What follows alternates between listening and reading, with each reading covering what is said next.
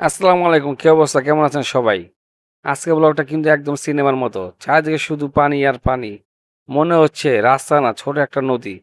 কিন্তু একটা জিনিস আছে যেটা বৃষ্টি, পানি, ঝড় কিছু থামাতে পারবে না আজকে আমাদের। সেটা হলো আমাদের চায়ের নেশা, পরোটার নেশা।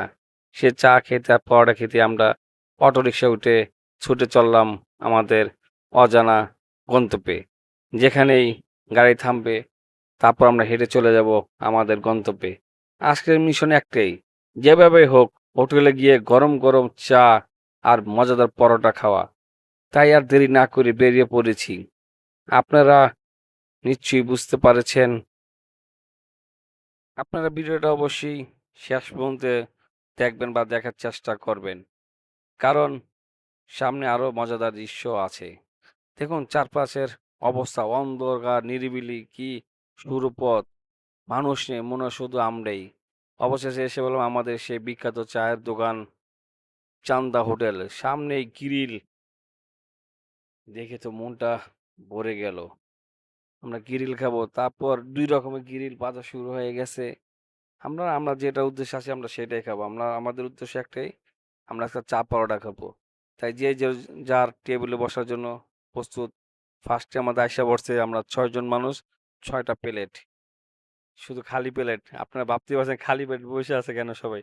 ভাই খালি প্লেটের পর আসবে পরোটা, তারপর আসবে চা। পোলাপাইন তো একেকজন খুশি। ও আইসা পড়ছে লেবু। লেবু কয় টুকরা আছে? ২, ৪, ৬, ৮, ১০ টুকরা লেবু দিছে। আপনার আমাদের এখন পরোটা আইসা পড়ছে। এখন আমরা পরোটা খাবো। সবাই ১ পিস করে যার, যার প্লেটে পরোটা নিয়ে নিবে।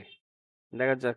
পরোটা ভাই মনে হয় ঘি দিয়ে ভাজা পরোটা। পরোটা হেভি টেস্ট, খুব মচমচে। আপনি একটা পরোটা খাইতে যাবেন ওই জায়গায় ৫ টা পরোটা খাইয়া যাবেন। সেটা হলো আপনার ঠিকানা হলো চকবাজার চান্দা হোটেল। পরোটা দেখতেই আপনার মুখে কি বলবো? পানি এসে পড়তাছে। চা কখন আসবে আর আমরা কখন খাবো?